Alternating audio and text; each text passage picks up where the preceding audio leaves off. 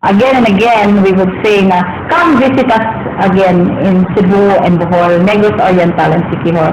Ang bad attitude syndrome, gawa siya sa kang-usmen niya. Careful lang po siya, madili kayo mo overspend. Avoid lang mga big horizontal try para di ka matambo. Kaya na may uban like mura sila Chanel niya, awkward ka sila tan-aon, but Kung nakita tayo kahitulungan, na marag maabot sa ato, Puro kamalasan ang year of the daga born. I want presence of police.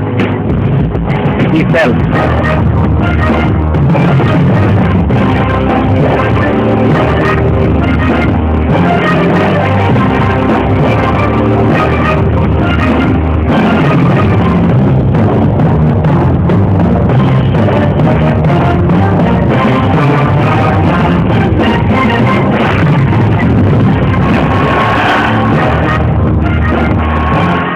Happy New Year Cebu sa Bisayan ug sauban pa mga dapit nga mabot ning atong sulubanon. Kami una ang inyong makauban karong hapuna alang sa New Year special sa Aksyon Bisaya. Ako si Andrea Patamia. Ako sab si Dennis Tanok.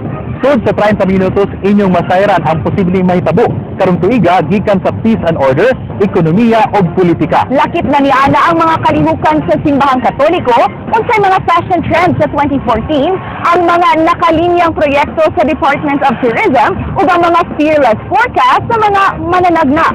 Kini ang Paglaom sa 2014 Aksyon Bisaya New Year Special.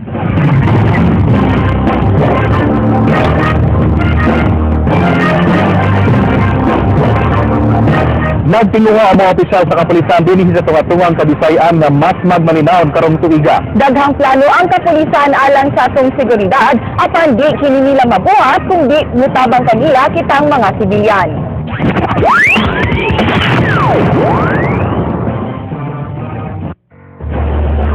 Mas luwas ug hapsay nga tuig 2014 kini ang tinguha sa mga kadagkuan sa kapulisan alang sa kinatibuk ang Central Visayas. Silang Police Regional Office 7 Director Chief Superintendent Danilo Constantino, Cebu Provincial Police Office Director Senior Superintendent Noel Vilyamak ug si Cebu City Police Office Senior Superintendent Noel Romana parihong naglaom nga unta mupunhod ang kriminalidad sa riyon karong bag-ong tuig. Matud nila, adunay pipila ka mga buta nga gikinahanglang usbon ug palig-unon pa sa pagdumala sa police force.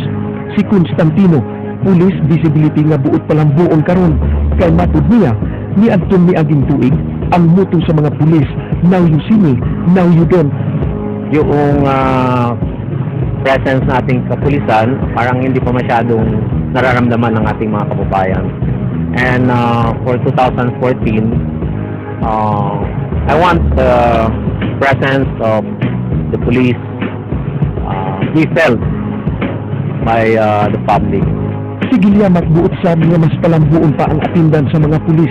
Kini pinaagi sa pag-assign na nila sa mga lugar nga doon sa ilang mga probinsya. Aron di na sila kanunay mag-leave.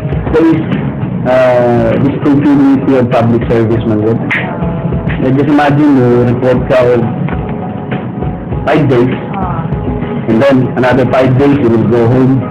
Samtang si Romana adunay bag-ong pamalakad nga buot i-implementar na matikdan niya nga daghan ang wa makabenepisyo sa serbisyo sa mga pulis ni adtong tuig 2013. Kay dili makadangop sa mga police stations, mao nga sama sa gibuhat nga City Hall at your doorstep ni Cebu City Mayor Michael Rama, Cebu City Police Office at your doorstep sab ang iyang tanong buhaton. Sa pagmutanang unsa nga problema sa riyon ang buot nilang hatagan og prioridad sa pagsulbad karong tuiga. Nahimong kumon nga tubag mao ang pagsulbad sa illegal nga drogas. It's a social menace. It destroys our society, young, old, everybody. Illegal drug is one of the major reasons nga nung tagang tayong mga crime incidents. Daghan sab ang niingon nga aron maminusan ang krimen, kinahanglan gyud pangusgan ang pagkumpiska sa mga illegal nga armas ug ang pagsikop sa mga tag-iya niini. For me, yung loose firearms, kasi ito yung instruments of crime, loose firearms. And we want to address this. We want to intensify our campaign against loose firearms para naman ma-eliminate yung instruments of crimes in the streets. Lain sa buot nilang sulbaron ang nagsakakaroon nga kaso sa cybersex ug human trafficking sa Subo.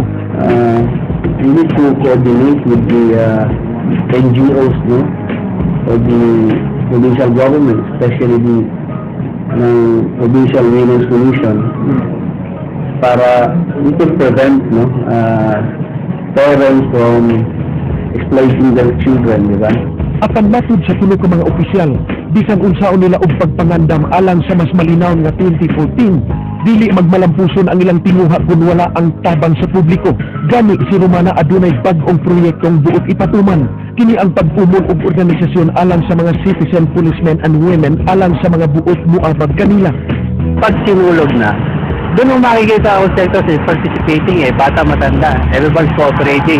Everybody's watching each other's back. Pag may mga pickpocket, nire-report nila o sinasaway nila mismo, di ba?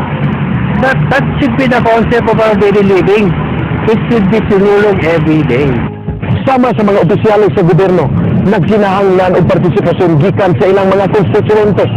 Ang mga opisyales sa kapulisan nagkinahanglan sa suporta sa publiko sa pagsiguro nga malinawon ang katilingban karong tuiga. Matod pa, dako na og ikatabang ang simpleng mga binuhatan sama sa pagtuman sa balaod ug pagreport kabahin sa mga daotang elemento sa ilang mga lugar. Alang sa paglaom tuig 2014, ako si Reto Saporte.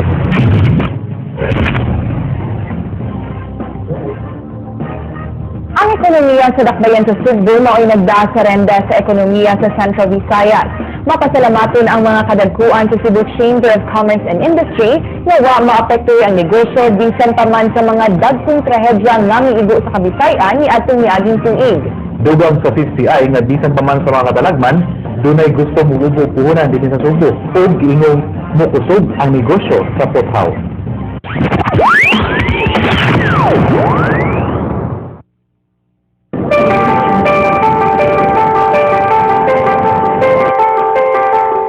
Ang tuig 2013 alang sa business sector dinhi sa siyudad sa Cebu, nagdaog dakong hagit alang sa mga negosyante. Una, tungod sa nitabong linog sa lalawigan sa Bohol nitong Oktubre 15, ug ikaduha, ang bagyong Yolanda ni atong Nobyembre 8. Apan bisan pa man ining duha ka mga dagkong katalagman nga naghatod og kabalaka sa mga negosyante, wa kini mahimong babag aron hingpit nga mahugno ang ekonomiya sa syudad. Matod sa Cebu Chamber of Commerce and Industry, wa maapektuhi ang dagan sa ekonomiya sa dakbayan. Gani, mas milig-on pa kini.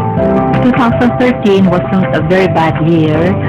Upon we had katong earthquake, napakaman atong storm ni Landa, so medyo na-rock the boat with ka sa atong mga business enterprises muna kay disruption gamay. Pero nakabangon man gyud padayon kay nagkinambangay man as an all-out operations for helping sa relief operation. Sa pagbukas sa tuig 2014, gipanglantawan sa Cebu Chamber of Commerce and Industry na mas mulambot pang ekonomiya sa syudad. Gani, sila ka mga negosyante ang nipadayag na og intensyon sa pagbukbok sa ilang puhunan sa Cebu City karong tuiga. And there are many trade missions, in fact, that has continued to come in despite the what has happened in our global, as a result of the global warming, the global change. So I can say that something to look forward to with more fervor and with more passion, tingali, because all of us has been given a chance again to recover and to be able to help others as well. Dahil sa pagtuon, kusog ang negosyo sa mga foothaw, komunikasyon ug kan-anan sa pagsud sa tuig 2014. Gianggon sa usa ka dakong hardware sa downtown Cebu nga bidako ang ilang kita karong tuiga tungod sa kalamidad nga mihapak sa Kabisayan.